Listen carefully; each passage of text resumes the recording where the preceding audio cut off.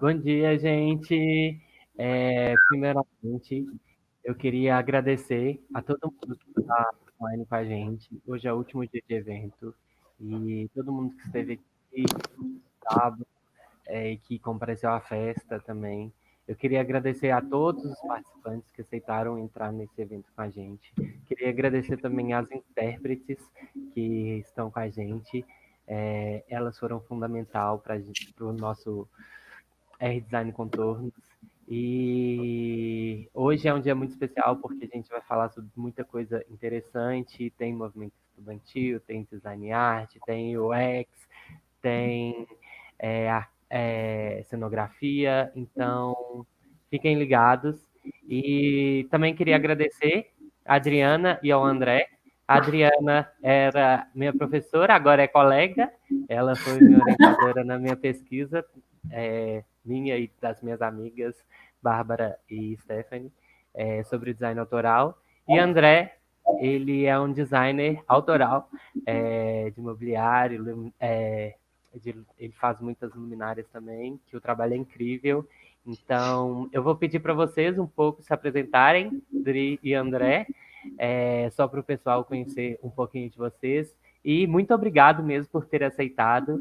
E esse bate-papo vai ser muito gostoso. Tô muito ansioso. Obrigado. Bom, então eu começo. Pode ser. Vocês preferem que eu coloque o fone? Que eu não coloquei, não. Tá bom, Você acha, Tá tranquilo. Tá tranquilo? Tudo bem. Tá. Então tá. Bom dia a todos. Meu nome é Adriana Dornas. Eu, na verdade, a estrela da festa hoje é o André. Só para bater um papo. É ótimo estar com vocês. Muito obrigada, André. É sempre um prazer conversar com você. Prazer todo meu. Eu já estava com saudades. Também. Bom, eu vou falar rapidamente. Eu sou designer, né? Tenho graduação, mestrado e doutorado em design. Eu sou pesquisadora da área de design contemporâneo. Atualmente, eu verso sobre o design brasileiro, mas eu também pesquiso o design internacional. E, atualmente, eu estou à frente como pesquisadora e curadora do MUC, do Museu da Cadeira Brasileira, em que a gente já teve a satisfação de ter o André lá junto com a gente na exposição em 2018, do BH Design Festival, que foi a cadeira e a poesia. Mas é isso só, não vou falar mais não, né? Já fui professora do Vitor e hoje realmente sou colega. E aí eu já vou fazer, eu vou falar rapidamente, gente, só assim, sobre o design arte. Na verdade, a gente pode dizer que a diluição de fronteiras entre o design e a arte, a gente tem diversas nomenclaturas. A gente pode chamar de design autoral, de design colecionável, né? Na minha tese, que eu defendi agora em 2019, eu optei em usar o termo design art. Mas esse termo ele está em constante aprimoramento, vamos dizer assim, e aí eu já estou com muita vontade de usar o termo design colecionável, né? O design com status de arte. Mas aqui, o bate-papo, eu não vou ficar com essa coisa acadêmica, não. Aqui eu não estou como professora, né? Então, é só para dizer que o design art é um modelo interessante que colocou o design brasileiro numa liberdade de criação extremamente generalizada e importante, né? Então, esse critério artístico que esses designers usam para a produção de suas peças, e aí o André, por exemplo, que é um desses representantes, que vai usar em pequena escala, vai produzir em pequena escala. Às vezes, peças únicas, né? E aí a gente vai ver as peças do André. Eu acho que você já fez peça única, André? Já fiz, não design único, mas depende do contexto, utilizando alguma madeira especial, alguma madeira que tem alguma história, então fiz 5 peças únicas. Que a gente vai falar sobre isso mesmo, né? Então, o design art permite, né, criar um objeto sem restrições de mercado, de produção, dá plena liberdade para o designer trabalhar e desenvolver as suas peças. Bom, então a primeira coisa que a produção do André é muito intensa. E a gente pode conhecer lá no site, que foi onde eu pesquisei, né? Então, eu tenho luminárias, bancos, poltronas, cadeiras e os balanços, que tem são edições mais especiais, né, André? Então, para a gente começar, eu vejo em você uma vocação, né, de ser esse designer artista. É quase que suas peças são muito escultóricas. É um artesão escultor, um designer escultor, né? E que você produz minimamente, você produz basicamente solitária, sozinho, né? Então, as suas peças, elas têm esse aspecto, né, que coloca você nessa condição de absoluta artesania, que é o que eu escrevo sobre o seu trabalho, né? É quase como um papel de artista. Então, nesse primeiro momento, eu queria que você falasse que a sua formação é como arquiteto. Isso. Mas que o design se tornou o foco da sua produção. Então, fala um pouco como é que foi essa transição da arquitetura para o design, ou conta um pouco desse começo, dessa sua história de arquiteto-designer, ou designer-arquiteto. Claro. Primeiramente, obrigado por estar participando dessa conversa, que eu acho que vai enriquecer demais. Não teria uma pessoa melhor para estar comigo aqui. E, primeiramente, assim, eu fui estudar arquitetura, entrei na faculdade muito cedo, não tinha muita base do que eu iria fazer da vida, mas eu vinha na infância participando de algumas construções com meu pai, dentro da oficina mecânica dele. Então, assim, desde criança eu participava, ele fazia carros antigos à mão, fazia reforma, essas coisas sempre à mão. Então, eu estava sempre presente ali naquele chão de fábrica, naquele processo fabril, uma escala bem pequena e tudo mais. E naquele momento a gente desenvolvia alguns brinquedos, a gente desenvolvia tudo que a gente ia fazer junto, a gente desenvolvia em vez de comprar. Então, quando eu entro na arquitetura, eu tinha percebido que, de alguma maneira, eu gostava de criar. A criação, para mim, era uma parte importante. Não sabia ainda para que lado eu iria, mas que eu lembro que, na época, a engenharia civil estava em alta. E a minha dúvida era se eu fazia engenharia civil ou fazia arquitetura. Que para mim hoje parece uma coisa muito lógica, ainda bem que eu entrei na arquitetura. E assim, acabei passando na arquitetura e gostei muito do curso, fui estudar, fui um aluno que fazia os trabalhos com muito empenho, gostei muito da arquitetura, fui fazer estágio, e com o passar do tempo eu percebi que aquele processo de só projeto, só projeto, só projeto, só projeto, começou a criar-se um vazio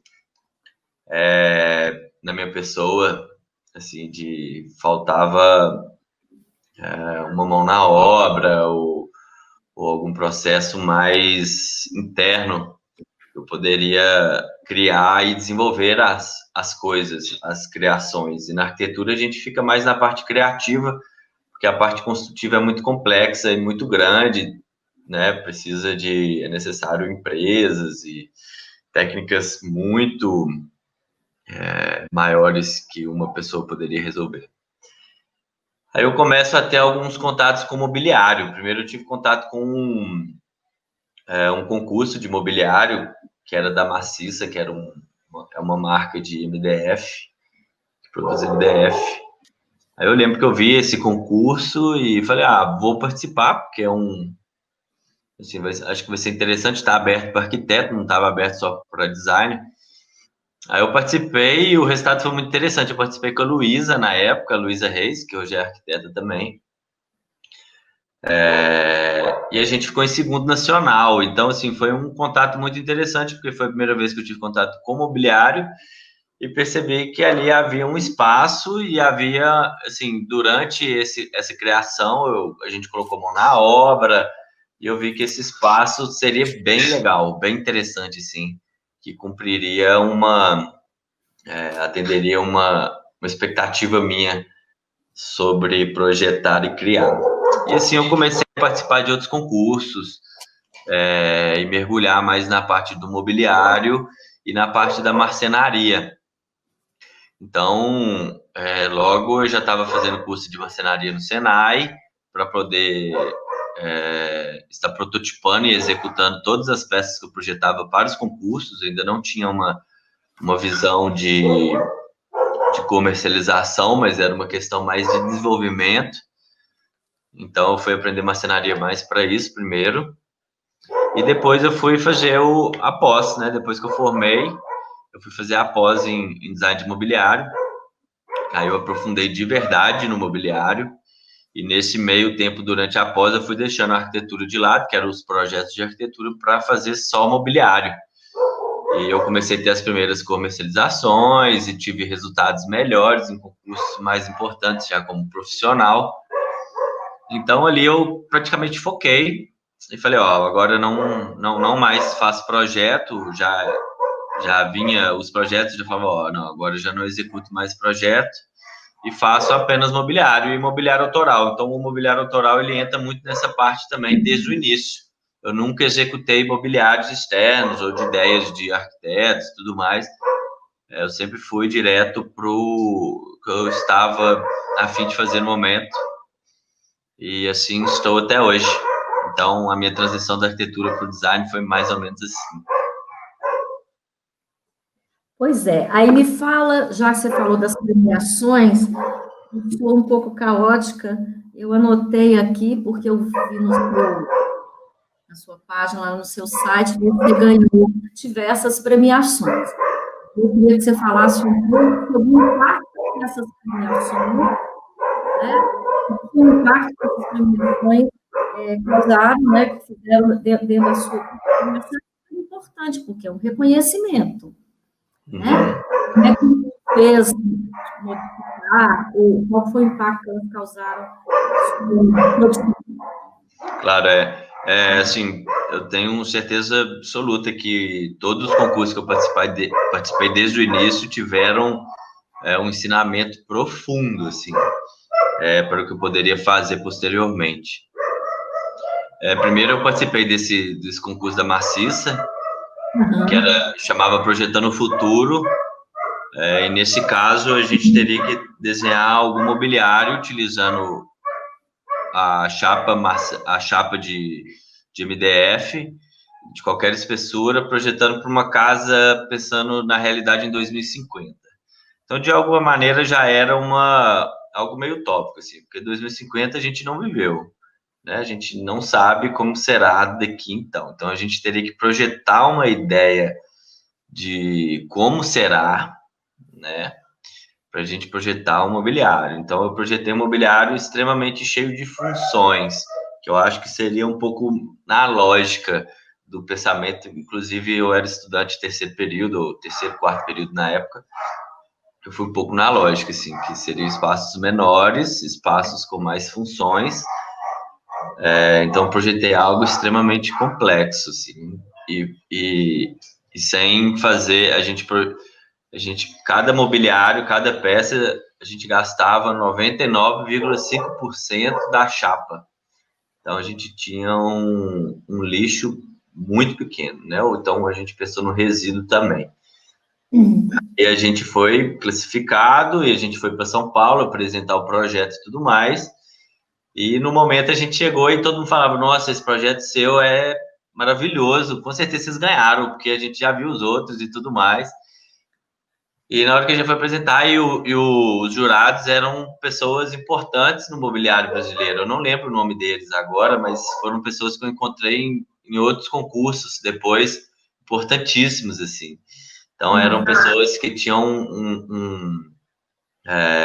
tinha algo tinha um olhar muito interessante sobre tudo ali. E a gente foi apresentando e a gente ficou em segundo. E no primeiro lugar ficou um projeto extremamente simples, que eram só a chapa cortada, então eram módulos, e esses módulos faziam crianças montassem jardins verticais dentro de casa. Então, o olhar dessa pessoa já para 2050 era como trazer a natureza para perto das crianças, né? Aquela rotina corriqueira, e com um projeto extremamente simples, era só um corte automatizado, não precisava de junção nem nada, que a própria criança fazia essa junção. E naquele momento foi um baque, assim, para mim. Eu falei, poxa, eu sempre pensei que talvez algo mais complexo faria sentido, e aí, a partir de então, eu aprendi que a simplicidade era mais importante. Então, isso foi um baque muito grande. E a partir desse momento eu parei, nunca mais fiz nenhum projeto que tivesse funções, várias funções, e parti para coisas simples que funcionavam bem e que tivessem um contato com a pessoa de uma forma mais correta, mais humana, sabe? Então, isso começou a descrever um pouco o meu caminho depois, que aí eu fui participar do Salão Design como estudante, que aí no momento eu já tinha essa ideia de esse contato com a pessoa de forma mais humana. Eu fiz um criado mudo que poderia ser usado como mesa de apoio para pessoas que tivessem problemas motores e tudo mais. Então, acabei conseguindo um primeiro lugar na América Latina, então isso foi muito bom como estudante ali, eu fiquei extremamente empolgado, e tinha um retorno financeiro que aí eu pude investir em alguns maquinários, alguma coisa. E depois, quando eu formo, eu participo de novo do Salão Design, agora como profissional. Então, aí, nesse momento, eu já estava concorrendo contra Janine, contra Bruno Falks, contra todos os designers brasileiros que estavam, né, em criação naquele momento. E eu lembro, assim, que foi o primeiro desenho de luminária que eu fiz, ganhou o primeiro lugar. E eu não tinha muito interesse em desenho de luminária, eu ficava mais em desenhos de poltronas e cadeiras, mas eu percebi que a luminária em si deu um baque, ganhou do pessoal, eu falei, uau, tem algo aí, né? Tem algo interessante no desenho de luminárias, que talvez seja meu olhar para luminária, que não seja um olhar de luminária, mas um olhar de mobiliário, né? E um olhar de marcenaria. E não foi então que depois passou poucos meses, eu desenhei outra luminária, que foi a costureira, que já foi a segunda luminária que eu desenhei, e depois que ela ganhou o super prêmio no Salão Design. Então, que ela foi o melhor produto do ano, em cima de todas as categorias. Então, eu falei, vou focar na luminária, porque tem alguma diferença e existe algum buraco aí que eu possa entrar, sabe? E, de certa forma, eu fui achando interessante o projeto. Então, os concursos, eles moldaram bem, assim, a minha visão sobre o que fazer, sabe? Como fazer e o que fazer. Então, eu saio de projetos complexos para fazer projetos simples, e depois de imobiliário para fazer luminárias. Então, o concurso foi extremamente importante para me guiar, sabe?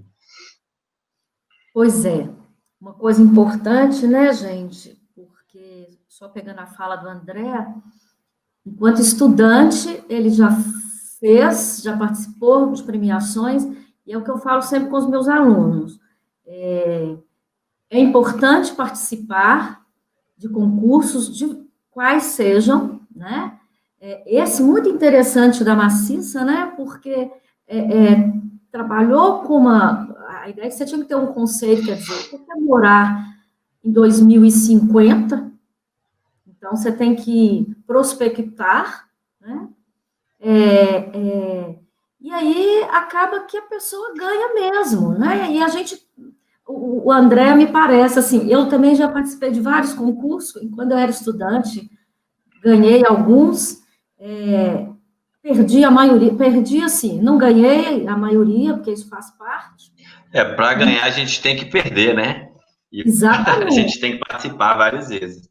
Exatamente. É verdade. Mas aí, e é muito interessante, porque essa fala sua, aí coloca, né? Você não pensava em fazer o objeto luminário, e ó que nós temos excelentes designers de luminário no Brasil, no mundo, e aí te leva, né, para esse caminho que talvez você consegue trabalhar, e você é um exímio designer de luminárias. Eu estou aqui, ó, por exemplo, veja só, 2, 4, 6, 8, 10, 12 luminárias. Essas que eu contei, né? A ninho, a foco, a costureira, a aro, a moça, a lua, a linha, a memória, a esfera, a pivô, a cubo, a entrepasse, e eu devo ter esquecido de algumas. Não sei, eu acho que foi quase tudo aí, mas vem coisa nova. Tá vindo coisa nova. Nós vamos falar sobre as coisas novas. Então, a primeira coisa, e a costureira, eu acho ela que é a palavra que eu uso para te definir. É porque, na verdade, gente, a minha tese, o André faz parte, eu analisei 8 designers contemporâneos, e o André faz parte dessa minha análise que está lá. Depois, se vocês quiserem ler tese, é uma coisa um pouco chata, assim, nem a mãe da gente lê, né? Mas eu faço uma análise do trabalho de 8 designers contemporâneos. E eu queria que você falasse da costureira, porque a costureira, ela é de uma... ela é de uma artesania impressionante. Ela é impressionante, porque, na verdade, chama costureira porque é uma agulha com uma linha. Né? O desenho, a inspiração, o seu conceito é isso. E eu acho genial a forma que a gente desliga e liga a luminária, que é simplesmente girando como eu chamo? Né? É como um giro que você acende, liga e desliga a luminária. Fala um pouco sobre a luminária costureira, que eu acho que é uma das peças suas mais premiadas, não é isso? Isso. A luminária costureira, ela foi uma divisão de águas aqui dentro do ateliê, porque eu já tinha recebido um prêmio da Entrepasse no Salão Design na categoria de iluminação, né? E após isso eu criei a costureira. E a costureira foi um projeto interessante, assim, porque ela foi essa tentativa de continuar desenhando luminária, mas assim, sem criar algo, sem falar assim, agora eu vou ser design de luminária. Não, vamos fazer alguns desenhos. E eu lembro que eu lancei ela na época junto com o Ricardo Rangel dentro de uma exposição. Então ele fez as peças dele, eu fiz a minha e a gente fez uma exposição conjunta dentro do Espaço 670, que foi conversando um pouco sobre as formas de criação, né? E a costureira, eu explicava como eu criava. Então, nessa exposição, eu tinha um torno dentro da exposição, tinha as ferramentas manuais, enquanto o Ricardo tinha uma impressora 3D, tinha mais croquis. Então, a gente explicava esse processo fabril, assim, e esse processo de criação. Então, a costureira, ela representa muito bem o meu contato com a marcenaria, direto, assim, minha mão na marcenaria, e como eu penso o design, assim, de forma simples, de forma leve, e junções de materiais de forma extremamente simples, assim, sem cola, sem utilização de cola, apenas encaixes, coisas que tiram a complexidade de construção e e não representam também um risco de futuros problemas na casa dos clientes. E eu digo que ela foi uma divisão de águas porque a partir do momento que eu crio e lanço a costureira, meu trabalho começa a se espalhar pelo Brasil, assim. Então ela carregou meu trabalho por muito tempo para as outras pessoas poderem conhecer outros projetos meus, né? Então os arquitetos começaram a colocar muito, Rio de Janeiro, São Paulo, lá para o sul também teve muita utilização. Então os arquitetos começaram a colocar muito e começaram a perceber que eu tinha outras peças. E ela carregou um pouco das outras peças por um tempo até as outras peças pegarem. E nesse meio caminho, assim, foi vindo outras peças muito boas também, que viraram meio icônicas também, sabe? Mas nada comparado à costureira. Nada comparado à costureira. Porque o que eu percebo na costureira hoje, tendo uma visão assim, que ela vem, ela foge um pouco do padrão de luminária, sabe? Quando a gente desenha luminária, quando a gente pesquisa luminária, a gente tem um certo padrão de design. E a costureira, ela vem trabalhar um pouco do equilíbrio, ela vem trabalhar um pouco da luz estar totalmente descentralizada ao fio, né? Ela tem o sistema de balanço, que é pelo latão, então todo o equilíbrio dela é dentro de um latão que fica solto, então tem esse equilíbrio. E assim, hoje eu ainda considero ela a peça mais importante. Talvez ela não seja hoje a peça que mais vende, mas ela está entre as 3 que mais vende, que elas ficam elas ficam trocando, sabe? Tem vezes que vende mais a ninho, tem vezes que vende mais a moça e às vezes vende mais a costureira, né? E a costureira trouxe para mim uma realidade de venda, então eu comecei a ter um recurso financeiro para investir no meu negócio, que era comprar máquina e fazer curso e investir em mim.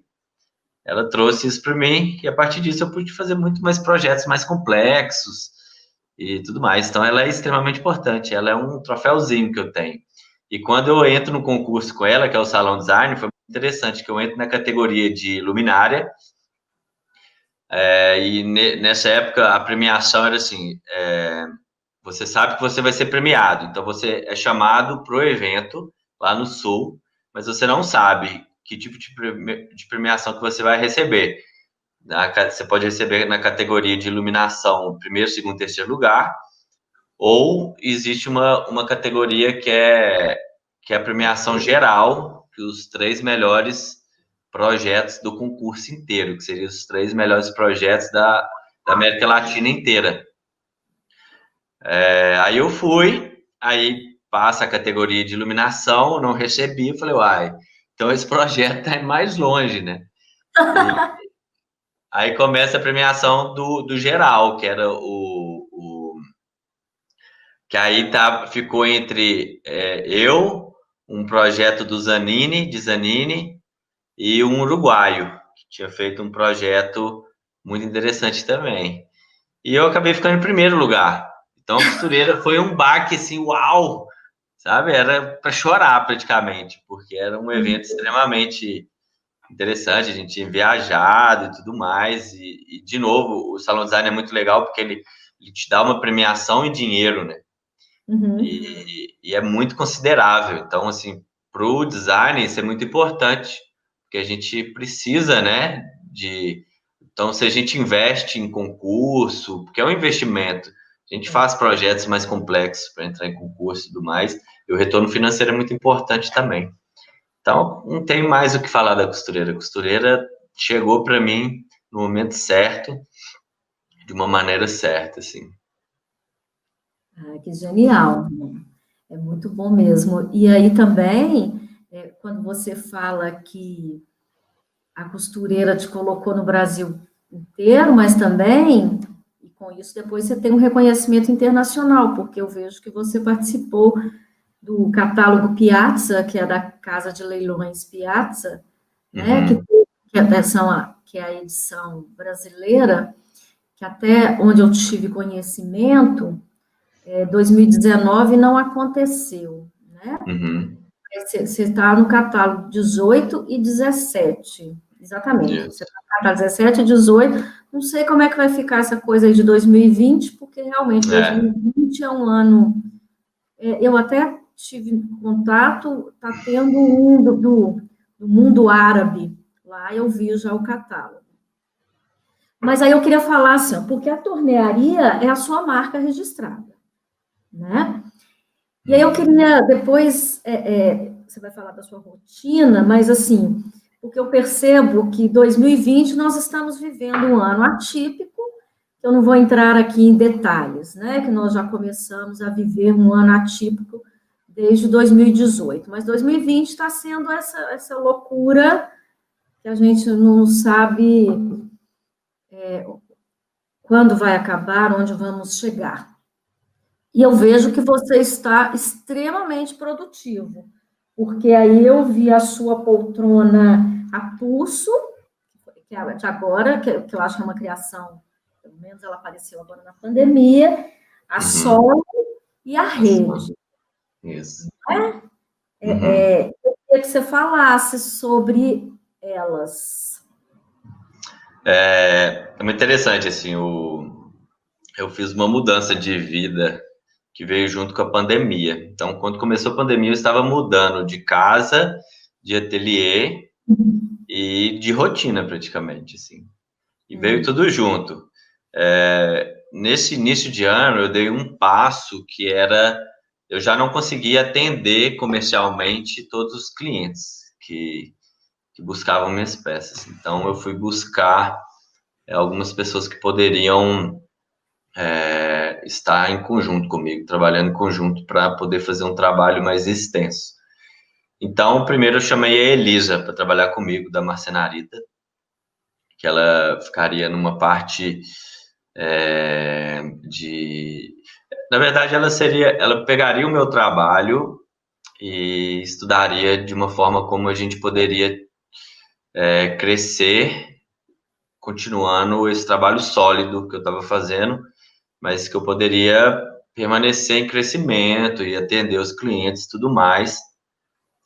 Então, a gente entra para estudar essa parte e a gente começa a ver a necessidade de ter um marceneiro junto com a gente, sabe? Para poder conseguir atender mesmo os pedidos, enquanto eu poderia criar e também executar algumas peças. Então, a gente faz uma mudança, eu crio um ateliê aqui na nova casa, um ateliê grande, e eu começo a treinar o marceneiro para ter o meu olhar, para ter as minhas formas de como trabalhar e que ele fosse um meu parceiro, assim. A gente poderia trabalhar junto, em conjunto, até ele na marcenaria dele e eu na minha, mas que ele pudesse ser um braço ali para mim também, né? Então, a gente tem umas modificações nesse de ano, assim. Eu não deixo de fazer as peças, eu não deixo de executar as peças, mas eu já, como ser humano, não dava conta de fazer tudo mais, né? Que eu acho que essa hora ia chegar, por mais que eu segurei muito, mas a nossa escolha foi por continuar pelo mesmo processo, que era o processo de uma pessoa, seria sempre feito pela pessoa, então a gente não trouxe peças de indústria, pedaços de indústria e tudo mais, então a gente continuou com, ou eu ou o João, que é o marceneiro, a gente estava executando todas as peças ali em conjunto. Então eu comecei a ter mais tempo para criação, sabe? E na pandemia a gente teve o baque do primeiro, segundo mês, assim, que a gente vendeu pouquíssimo, mas logo no terceiro mês a gente já estava vendendo muito. A gente já voltou vendendo igual vendia antes, depois vender mais. Então, assim, a pandemia, de certa forma, as pessoas assustaram e depois o pessoal ficou em casa e começou a comprar mais peças e ver mais os artistas e tudo mais. E já tinha um retorno um pouco também do trabalho da Elisa, da marcenarita, que era atender os clientes de uma maneira mais profissional, que eu sempre atendia de uma maneira mais pessoal, né? Mas para atender de maneira pessoal, eu não conseguia atender todo mundo. Então, tinha pessoas que precisavam esperar 2 dias para ter um retorno, sabe? Porque, de certa maneira, eu precisava viver também, né? Não podia só trabalhar 24 horas por dia. Então, a gente começou a ter um retorno melhor, por mais que os clientes, alguns, preferiam vir falar, então eu conversava direto com eles também e tudo mais. E eu tive esse espaço, então criou-se nesse ano um espaço onde eu poderia criar. E eu fiz um mergulho, assim, porque já era uma vontade de um tempo que era mergulhar na criação e ter um pouco, produzir um pouco menos. Então eu vim trabalhando com chapas grandes, assim, eu queria fazer algo que chocasse um pouco já o que eu fazia, sabe? Que eram peças bem delicadas, peças mais leves e tudo mais. E eu vi uma possibilidade de trabalhar com chapa, que aqui em Minas Gerais o aço é importantíssimo, né? Assim, como é que a gente tem um contato, assim. E eu comecei a trabalhar com chapas super grossas, de 10 milímetros, de 1 centímetro, de 8 milímetros, e comecei a fazer essas peças, que eram peças que traziam praticamente, tipo assim, a sola. Eu vejo que a sola é uma peça muito especial nesse lançamento, que ela é o contato de duas coisas, que é o processo de torneamento, que é um processo de torneamento extremamente complexo, que é uma peça muito grande e muito pesada, assim. Então, não é qualquer tornearia que vai executar. Então, eu já tinha desenvolvido esse processo aqui dentro do meu ateliê, e com todos esses anos de trabalho, eu consegui executar essa peça, e vem com uma chapa dobrada que encaixa, e essa é uma peça. Então, eu acho ela extremamente representativa, assim, do meu pensamento desse ano e do que foi crescendo, assim, o desenvolvimento do pensamento como design, assim, e do design autoral também, de simplificar. Então, eu pego muito torneamento, que é uma parte muito forte, igual você disse, do meu trabalho, e insiro apenas mais um detalhe. E isso eu crio uma peça que a peça não tem detalhes, ela é o detalhe em si, né? E aí depois eu gostei tanto de trabalhar com chapa. A chapa, eu trabalhei com é uma, uma empresa semi-pequena, ela é basicamente média, uma empresa média do bairro do Carlos Prates com Padre Eustáquio, que ela executa esse trabalho em chapa, e chapas grossas. Então tem maquinários muito grandes, mesmo que seja uma empresa média e uma empresa de bairro, ela também tem esse potencial, assim. Então, eu comecei a fazer um pouco de parceria com essas possibilidades que seriam impossível trazer para o meu ateliê, sabe? Impossível trazer um trabalho de chapa enorme, grossa, para o ateliê, que teria que ter um investimento, assim, que eu nunca teria na vida, e que e que já não é um processo tão artesanal, né? Então eu mesclei um pouco. Depois eu vim trabalhando com a rede, que a rede era uma necessidade, não uma necessidade, mas uma vontade de fazer uma peça externa, para a área externa, sabe? E que ela tirasse um pouco daquele olhar de poltrona, que eu gosto muito de trabalhar isso, assim. Quanto mais o projeto é estranho, eu olho com mais carinho para ele, sabe? Quanto mais ele parece menos com o que se faz, eu olho com mais carinho e mergulho. Então, assim, o projeto da Poltrona Rede, ela entra como isso, e ela tem basicamente um trabalho de chapa e uma peça maciça, que é uma peça que ela praticamente vende pronta, de Cumaru, uma bitola de 15 por 15. Assim. Então, é um projeto, é um tipo de peça que é para fazer pilar, em construção e tudo mais. E eu praticamente insiro ela dentro da chapa e tem uma peça pronta. Uma peça extremamente forte, impossível de se estragar, assim. Então foi um contato legal. E peças pesadíssimas, né? São peças muito pesadas, que chegam a 70 quilos, né? Então, não são peças que eu penso comercialmente. Eu penso em fazer. E, assim, eu vou pensar o choque que vai ter com isso depois. Isso, adoro fazer isso, assim. Gosto de...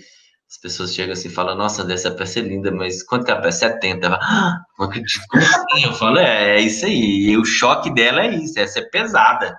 Você tem uma chapa de 1 centímetro de aço, né? E depois eu entro com a Pulso. A Pulso, ela é um trabalho muito complexo da própria, tipo assim, eu tive que desenvolver junto com o pessoal da chapa para executar aquele projeto de chapa.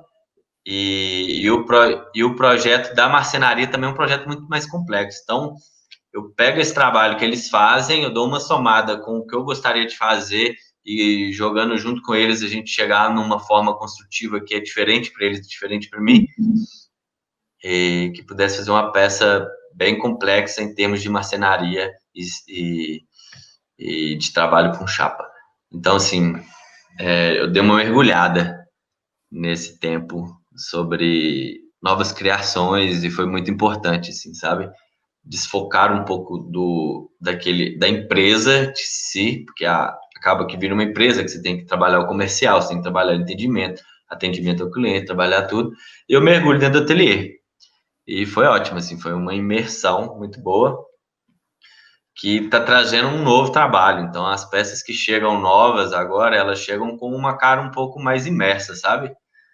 Com vários experimentos, novos olhares, porque agora eu tenho tempo, sabe, para trabalhar isso. Inclusive, venho trabalhando com outras coisas, estudando escultura. Então, eu me dei ao luxo de experimentar, né? Pode ser que as novas peças venham com uma cara de experimento, que assim, eu não sei até onde vai, também não coloco, nunca fui de colocar, assim, metas, mas sempre fazer o que aquele momento estava pedindo, assim, o que eu estava a fim de fazer, ou aquele meu estado de espírito estava me levando, assim, sempre aceitei isso, né? Então, essas peças representam um pouco disso, e esse ano vem com um pouco de modificação, né? Então, a gente consegue atender muito bem o Brasil inteiro hoje, né? A gente partiu de um pressuposto que a gente teria que continuar com a mesma qualidade dos produtos, que foi uma coisa muito difícil para a gente, porque eu teria que treinar um marceneiro que trabalharia em conjunto, mas que ele teria o mesmo toque, o mesmo olhar, o mesmo cuidado e tudo mais, e a gente está chegando nesse ponto, sabe, para poder ir além um pouco mais. Pois é, a minha pergunta, né, seria, é muito interessante a sua fala, que seriam os materiais que você gostaria de trabalhar, realmente na sua fala se colocou, né, porque é o couro, a chapa, é bem interessante, e aí, como é que o design leva essas parcerias que você está fazendo, como que o designer toca tanto a vida dos outros, né? Tanto o marceneiro que está trabalhando junto com você e a própria Márcia, né, que você falou? Não, é Marcenarita, que é o nome da empresa dela, só que é a Elisa. Elisa, desculpa, Elisa da Marcenarita. E aí é muito interessante como que um designer, no caso você, leva o design, né, para construir essas parcerias, e que é muito interessante. E aí que eu vejo no seu trabalho, André, eu dei uma aula semana passada na Universidade de Palermo, e eu falei sobre o seu trabalho, né, que foi sobre a tese. E eles ficaram encantados, porque é exatamente isso. O que eu falo, a gente vê você buscando essa perfeição e amadurecendo perante um amadurecimento perante os nossos olhos, né, que é quem acompanha a sua trajetória, né? Então, esse ofício aí, e aí suas peças chegam exatamente nessa questão do design e arte, porque ela tem mais do que a função, essa cadeira que pesa mais de 70 quilos, vai contrariar, basicamente, a leveza que uma cadeira tem que ter, porque você vai, como nós mineiros, né, vai arredar para cá e para lá. E ela fica quase como uma peça escultórica, mas que não perde as funções. Até porque eu vejo na tornearia do assento da solo, é igual o assento da canoa. Só que ele está no gigantismo, né? É um gigantismo. É outra escala, né?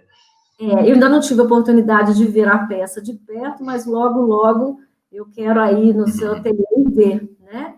Porque eu acho importante, né, gente, a gente ver essas peças. Agora, como a gente vai ter que passar algumas perguntas para os próximos, eu só quero mais, para a gente sair um pouco assim, eu queria que você falasse qual que é a melhor e a pior parte de ser um designer. A melhor e a pior? Uau! Vamos lá, complexo essa pergunta, assim. Vou tentar. É mais lógico para mim o melhor, assim. Eu acho que a melhor parte de ser design é trabalhar com criação. E eu vejo a criação, a minha forma de trabalhar com criação, é uma forma praticamente de expressar, sabe? É expressar alguma vontade interna e expressar uma vontade de trabalhar materiais de forma diferente. Então, a gente tem essa liberdade. O design, se você se dá a liberdade, você pode fazer tudo, né? Tudo. Não há uma lei, não há uma regra, não há uma aprovação na prefeitura sobre o design que você está fazendo. Então, a gente é muito livre, né? A gente é muito livre. Então, a escolha do design autoral é uma escolha pela liberdade, assim. E, assim, eu trabalhei com indústria por um tempo e percebi essa diferença.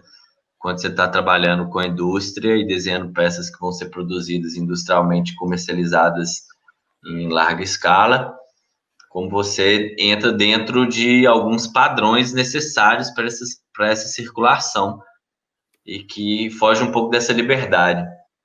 Então, o meu caminho pelo trabalho autoral e pelo design foi isso, buscar mais a liberdade, assim, é muito difícil você me enquadrar. Se você me enquadrar, praticamente eu vou fugir desse quadro, porque eu não consigo estar ali por muito tempo, sabe?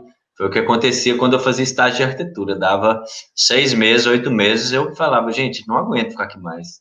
Vocês me desculpam, mas eu tô morrendo. Eu preciso sair daqui. Eu não conseguia mesmo ficar assim. Era interessante que no momento eu comecei a ver, não, sou problemático, sabe? Vou dar errado, não tem jeito. Só que aí eu peguei, dava para fazer essa mudança de chavinha aí, em vez de transformar isso como um problema e ser igual todos no mercado, cumprindo aquele padrão. Vou criar um ateliê e vou fazer o que eu quiser. Então, se eu tiver 8 meses fazendo uma coisa e daqui a pouco quiser fazer outra coisa, vou me dar o direito, porque isso é o que talvez me mantenha em uma saúde mental, sabe? Então, agora a parte mais difícil de ser designer talvez seja trabalhar com o ego, sabe? O design ele, ele choca o nosso ego a todo instante, sabe? E a gente tem que tomar muito cuidado com isso, porque se você é um design que você está num meio que te consome, que querem suas peças, e aí seu ego vai ser trabalhado de uma forma positiva, mas que também você pode entrar dentro de um lugar que você vai cair a algum instante, sabe? Então, o nosso ego tem que tomar muito cuidado, assim, principalmente no design autoral, que a todo momento as pessoas ficam falando da gente, ficam especificando nosso trabalho, então a todo momento as pessoas estão parabenizando sobre o trabalho. Então, trabalhar esse ego é sempre complexo, assim, e transformar isso de uma forma saudável, sabe? E que também pode ser de uma forma muito negativa quando você tem retornos negativos do mercado, sabe? Então, a gente tem que saber lidar com isso. Mas, assim, deve ter outras coisas positivas, outras coisas negativas, mas que não estou lembrando nesse instante. No primeiro momento, você respondeu também que uma pior parte, no caso, para você, seria ficar, né? Ficar preso. Realmente, é aquilo que eu falei lá no início, o design autoral, ele te dá essa liberdade. E você, por ser esse ser criador, criativo, realmente, a sua escolha foi feliz, né? Você fez uma feliz escolha em ir para o seu ateliê, e aí você tem essa liberdade de pensar, né? E fazer o que, não o que você quer, mas o que você acredita. Bom, então eu tinha muito mais outras perguntas, mas eu vou passar agora para quem está assistindo aqui. Eu acho que é importante a gente conversar com eles. Adriana, se deixar, a gente pergunta o dia inteiro, né? Se deixar, a gente fica até de noite. A gente vai abrir agora um pouco para as perguntas no YouTube. Primeiro, a gente tem uma pergunta da Vitória, que é para o André. quais que são as maiores dificuldades de manusear essas madeiras no torno? Porque você falou que elas são muito pesadas e tudo mais, as luminárias elas são mais leves, mas essas principalmente essas criações novas. Vamos lá, então. O torno é uma forma construtiva, assim, que ao mesmo tempo que ela é muito complexa, ela é muito simples, porque ela sempre ela se baseia em uma peça de madeira girando e com um formão você trabalha ela. Então, de uma certa forma, é simples, sempre vai partir desse pressuposto, que tem uma madeira girando, que esse giro você vai fazer o corte com formão, né, que é diferente das outras máquinas, que é a madeira parada e a máquina gira, né? A serra gira e tudo mais. Então, de certa maneira, o torno ele se apresenta com alguns perigos, porque você está com aquele peso enorme, aquela madeira pode ser uma circunferência grande ou apenas ela pode ser comprida, então você tem esse cuidado de manuseio e tudo mais. Mas a gente tem outras complexidades também, assim, que são as madeiras, as espécies de madeiras que a gente pode utilizar. Então, a gente tem o frejó, que é uma madeira macia, uma madeira que representa pouco risco para o marceneiro de algum acidente e tudo mais, mas que ela tem uma complexidade de acabamento. Então, assim, ela usina bem, mas você vai ter uma complexidade de acabamento grande, porque como ela é uma madeira mais macia, ela vai embuchar. Então, vai vir do marceneiro uma técnica de lixamento, de preparação muito maior. Aí, quando eu chego nessas peças enormes, torneadas, como a solo, ela é um desafio muito grande, assim, porque ela é o desafio de carregar a peça, já é um desafio. E quando eu coloco ela no torno, ela vira uma bomba. Ela é praticamente uma bomba mesmo, assim. Você pode tornear de capacete, se você quiser. Né? Já tive algumas peças que estouraram aqui, inclusive da própria canoa, que elas quebram a parede, né? Então, quando ela estoura, o giro é muito alto, às vezes a própria madeira não suporta a força que é executada, então ela estoura. Então, quebra parede, quebra porta. Então, você tem que ter muito cuidado da posição que você está torneando. Você não pode estar torneando em direção ao giro da peça.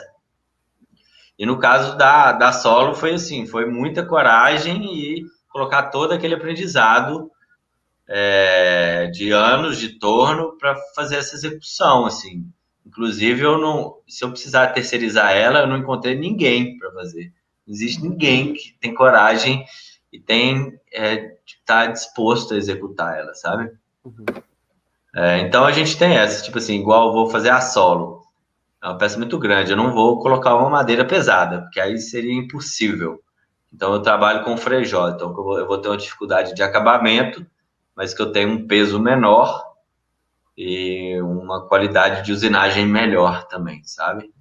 Então a gente tem essas complexidades. Agora o torno, se você for trabalhar com ele para as luminárias, são peças muito simples de fazer, que não há perigo, assim, o que você vai precisar praticamente é de treino, porque ali você vai trabalhar, o torno se trabalha de uma forma muito manual, né? Que você vai com formão e a sua mão você modela a madeira. Então eu não tenho um torno copiador. Então todas as peças têm que ser feitas toda hora, passando a mão, fazendo, medindo e fazendo tudo mais. Então esse trabalho manual é muito presente no torno. Então tá aí um pouco da complexidade do torno também, né? Você não criar um jig e repetir peças, não há dessa maneira. A Marcela perguntou, primeiro falou que vocês são incríveis e realmente são, como que é o seu processo criativo para você chegar nas peças? É muito interessante essa pergunta, é feita por muitos estudantes. Todos os estudantes perguntam para mim, qual que é seu processo criativo? Qual que é seu processo criativo? E eu venho conversando com outros designers sobre essas perguntas ultimamente, porque os designers que eu conheço que trabalham com design autoral, eles não apresentam um processo criativo, não apresentam um processo padrão de criativo, assim. Eu não consigo te dizer qual que é o meu processo criativo? Eu consigo te dizer qual foi o processo criativo a partir daquela peça. Então, tipo assim, eu fui criar a luminária costureira, aí o meu processo criativo foi um desenho básico, só que eu tinha um torno, então eu estava doido para trabalhar com torno e comecei a trabalhar com torno, comecei a criar formas, e eu tinha uma vontade de trabalhar com iluminação naquele momento, então comecei a colocar lâmpadas dentro daquele torno, trabalhar algum desequilíbrio, alguma coisa, foi uma coisa bem manual e acabou gerando uma peça, sabe? Que aí eu fui, dentro daquela proporção que foi sendo gerada, eu fui criando novas peças, até criar uma proporção, que eu falei, ó, essa proporção é legal, e ali estava a peça pronta. E tem peças que praticamente do desenho, eu já parto para uma modelagem tridimensional e a peça está pronta, sabe? Praticamente disso, assim, seria uma coisa bem tradicional. Tudo bem que no processo de prototipagem algo muda, sempre muda, né? O design que ele executa a peça, ele vai sentir muito isso, assim, que o seu desenho, quando você começa a prototipar, é uma outra realidade. Então, não se baseia apenas em um desenho, mas se baseia apenas em várias técnicas para se executar aquele desenho que podem ser modificadas durante o processo e que a peça pode ser muito melhor por isso. Que não necessariamente você vai deixar de cumprir um desenho que você fez, mas você vai estar dentro da prototipagem, dentro da marcenaria, você está ainda fazendo o design, né? Você está acrescentando ali dentro ao desenho, né? Então, eu acho isso importante, porque eu percebo que muitas pessoas trabalham de uma maneira, eu desenho, eu detalho a peça e agora eu quero que o marceneiro execute aquela peça extremamente dessa maneira, porque foi da maneira que eu desenhei, né?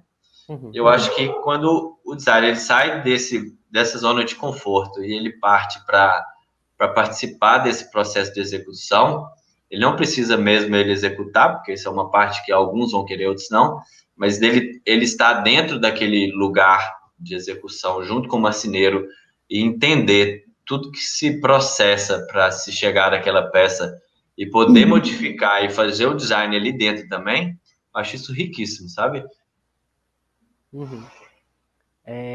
Vamos mais uma da Marcela, só que agora para a Adriana. A Marcela quer saber agora do seu ponto de vista, Adri, quais que são os melhores e os piores pontos de ser designer. Marcelo, você me pegou. Bom, vou responder rapidamente. Na verdade, eu sou formada em design, fui designer durante muitos anos, fui consultora de ergonomia, mas eu já sou professora há 23 anos. Então, eu estou um pouco longe dessa coisa de executar peças, né? O que eu diria que é o melhor? Realmente, assim, eu falo que o design, ele me proporcionou tudo que eu fiz se eu tivesse que fazer de novo, eu faria design. Lógico que hoje é uma coisa mais difícil, assim, né? Tá mais complicado. Mas eu não... o melhor, eu vou com o André, o melhor de ser designer é realmente poder criar, a gente tem essa capacidade. Mas aí eu diria que hoje eu estou no melhor dos mundos mesmo, que é estudar o design, né? Que é a parte teórica, é teorizar. E o pior, né, realmente estudar o design arte, no caso, porque eu tenho uma tristeza, porque a academia não aceita o estudar design arte, assim, eu vejo que aonde eu estou, aonde eu estava, que era o ENG, eles têm muito preconceito. Até na minha banca, eles falam, por exemplo, o André, a gente escuta assim, ele não é designer. E eu falo que eu já não discuto isso, eu já estou num outro patamar, né? Então, o pior é continuar com essa minha pesquisa, mas que acaba sendo o melhor mesmo. Agora, tem outras coisas também difíceis, mas eu ainda vou continuar estudando design arte, eu vou perseverar, né? Porque a gente Por favor, né? A Por gente fica favor. ouvindo o André falando, parece que foi fácil para ele. Não, é uma construção, né, gente? Nada é fácil para ninguém. O André não foi fácil, é, quer dizer, ele chega numa maturidade máxima, eu acho que a poltrona, a solo aqui é uma maturidade dele manipular o torno com aquele assento, né, com aquele gigantismo, porque é um cotidiano, né, uma coisa de todo dia tá lá pesquisando e ele tem essa facilidade de fazer com as mãos. E quem é talentoso fica parecendo que é muito fácil, né? Se eu for para um torno, eu não sei trabalhar com, né? Então, isso é o mais difícil de ser designer. No caso, é estudar o design e ficar fazendo com que as pessoas aceitem que esse estudar o design e a arte é uma coisa extremamente importante. Mas isso é muito importante, sabe? Sim. Porque pessoas e estudos como você está fazendo que vai fazer que outras pessoas possam abrir os olhos e Isso. entender a importância e o lugar de tudo isso, né? Então, você está sendo super importante para esse processo. Muito, né? Senão a gente vai ficar dentro de um quadro. E esse quadro vai permanecer até chegar alguém como você que vai julgar esse quadro e vai falar, gente, olha para cá também, né? Então, isso é muito importante, isso é magnífico, assim. É por isso que minha tese chama Uma das Vertentes do É, Design. O design arte é uma das vertentes. sim. E eu acho muito engraçado isso que você falou, Audrey, porque dentro do curso de design de produto, que é o que eu faço, a gente tem até uma brincadeirinha que o pessoal fala que arquiteto vira designer e design de produto vira arquiteto. No final da vida acontece isso. E como são duas áreas muito, muito ligadas da criação mesmo, para você também falar o que é design, tem muita gente que embola e não fala nada. Então, o que é design? É a criação mesmo, a questão. Eu acho que esse preconceito que a gente enxerga também é muito complicado porque é uma visão muito fechada das coisas. E eu acho necessário essas pesquisas que você faz. A gente fez também, né, sobre design autoral, muito importante por conta disso, para ampliar o campo de visão. Então, vamos só para a última, que eu tô com um minutinho que me deram aqui, que a gente já estourou do tempo. Aí, André, é do Arthur. Aí, se você puder responder ela rapidinho, por favor, que como foi para você decidir montar o ateliê e o processo de tomada de decisão, e aí a gente encerra. Então, eu acabei falando um pouquinho sobre quando eu fazia estágio de arquitetura e percebi que estar dentro de escritório não seria uma realidade para mim, assim, se eu continuasse ali, talvez daria alguns problemas na vida e que eu buscaria a minha liberdade de alguma maneira. Então, eu decido montar o ateliê quando eu percebo que essa liberdade é essencial para minha existência, assim, para o meu bem-estar. E eu sou um cara extremamente focado, assim, muito focado. Então, quando eu foquei em criar o ateliê, até hoje eu tô nessa, sabe? Nunca parei para olhar para os outros lados, assim, e decidi fazer aquilo e foquei tudo mais.